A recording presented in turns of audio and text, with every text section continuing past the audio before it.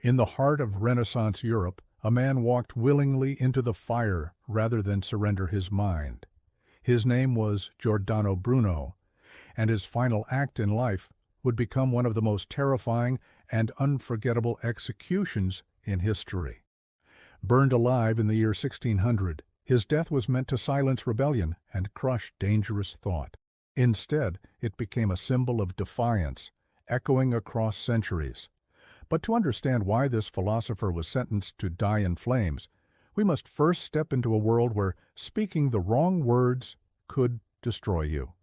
Italy in the late 16th century was not only the cradle of art and discovery, it was also a land gripped by the iron hand of the Roman Inquisition. The Catholic Church ruled not only faith but knowledge itself. To challenge its authority was to invite accusation, trial, and death.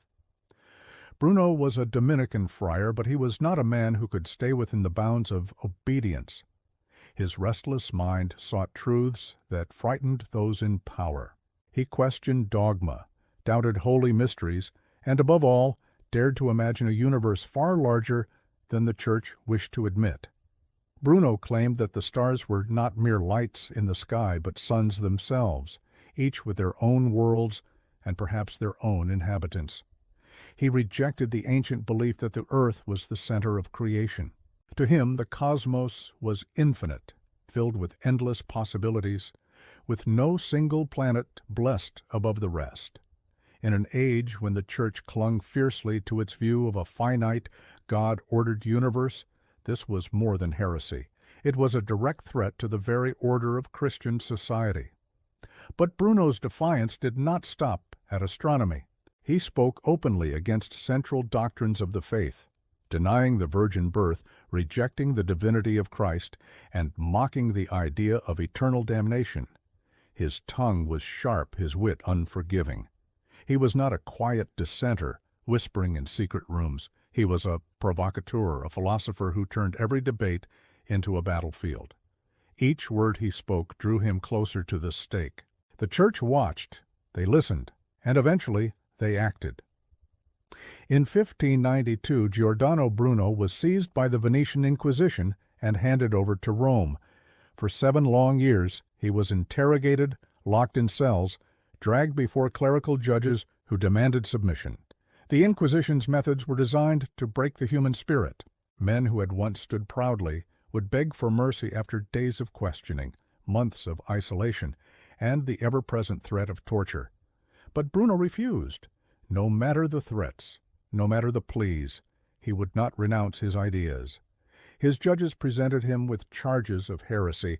They told him to repent, to kneel, to admit that his mind had been poisoned by pride. Yet Bruno stood tall. He looked into the eyes of his accusers and answered with words that sealed his fate. "I neither recant nor change. My beliefs I held yesterday I hold today, and I will hold tomorrow." For the Church, this defiance was intolerable. To let him live was to let heresy spread, and so, in February of the year 1600, the sentence was passed. Giordano Bruno would be burned alive at the stake in the heart of Rome. The announcement spread like wildfire. To ordinary citizens, executions were public theater, warnings dressed in flames and blood. On the morning of February 17th, Bruno was led from his cell. His body was weak from years of confinement, but his spirit had not bent. Shackled and guarded, he was marched through the streets toward the Campo de Fiori, the open square where the pyre already awaited him. Crowds gathered to witness the execution of a philosopher who had dared to challenge the Church itself. He was stripped of his robes, his friar's habit long abandoned. They gagged him, forcing iron into his mouth, not to silence his screams, but to prevent him from uttering any final words of defiance. The Church feared that, even at the brink of death, his voice could still plant dangerous seeds in the minds of the people. The stake rose in the center of the square, surrounded by piled wood and kindling. Bruno was tied tight, his hands bound, his body pressed against the rough timber. Witnesses said he remained calm, his eyes steady, refusing to show fear. For a man condemned to the flames, this defiance was as terrifying as it was inspiring. The executioners lit the fire. Smoke curled upward, dark and choking. The crowd pressed closer, their faces lit by the growing blaze. The flames reached his legs first, eating at flesh and fabric, climbing higher with every breath of the wind. The smell of burning skin filled the square. Some said his body twisted, yet he never begged, never yielded. Even gagged, his silence became a statement.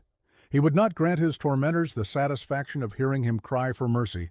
In those final minutes, Giordano Bruno endured the most brutal punishment imaginable, his body consumed while his mind, unbroken, defied the power that condemned him. For the Church, it was a victory, a warning to others who might dare to speak freely. But to those who watched, and to the centuries that followed, it was something far darker, the image of a man tortured to death for the crime of thought itself.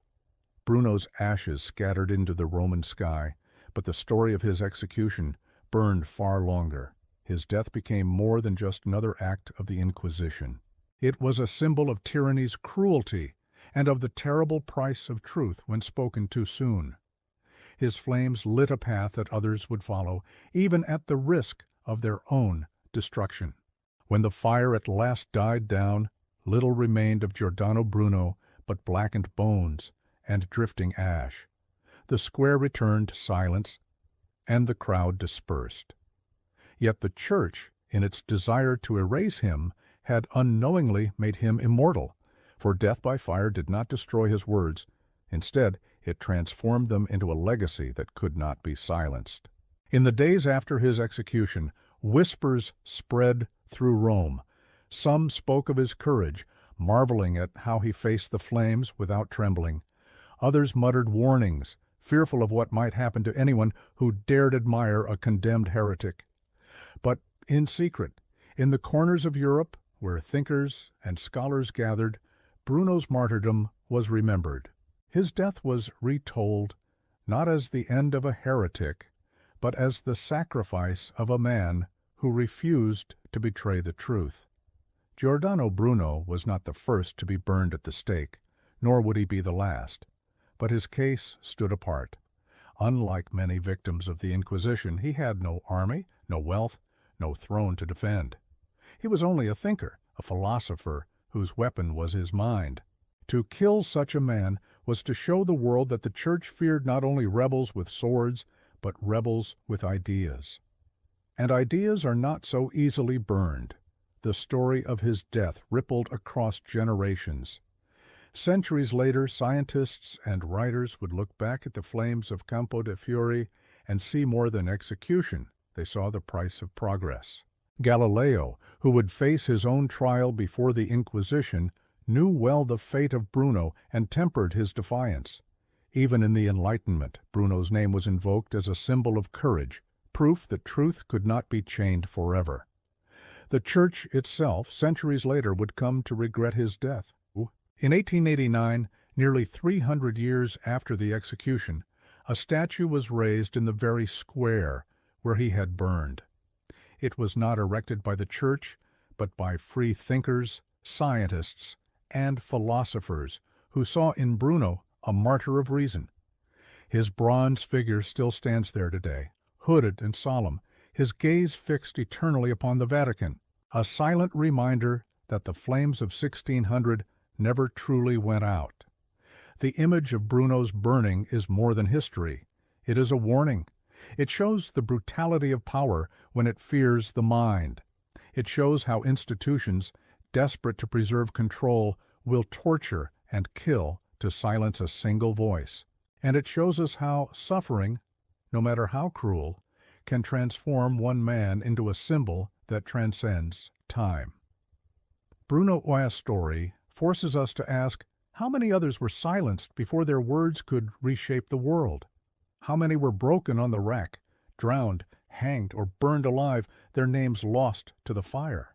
His is only one tale in a long catalogue of torment, where execution was not just punishment, but spectacle, an instrument of fear to bind entire nations in obedience. The flames of Giordano Bruno consumed his body, but his defiance survives. Every time his story is told, every time his name is spoken, it is another act of rebellion against the silence his executioners craved. 4 centuries later, the Campo de Fiori remains a bustling square filled with life, trade, and laughter. But in its center, the statue of Bruno casts a shadow. It reminds us that beneath the stones where people now walk and dine, the ashes of a man once smoldered, a man who chose fire over submission. His death stands as one of the most brutal examples of execution in history, not only for the agony of the flames, but for what it represented, the war between free thought and fear. And perhaps that is why his end still chills us, because it was not the punishment of a criminal, it was the torture of a thinker. This was the martyrdom of Giordano Bruno, stripped, gagged, and burned alive for daring to imagine a universe beyond the reach of his executioners.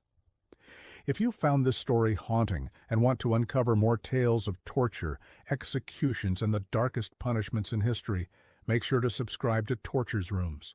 New stories of blood, fire, and forgotten cruelty await, where history's shadows reveal the true cost of defiance.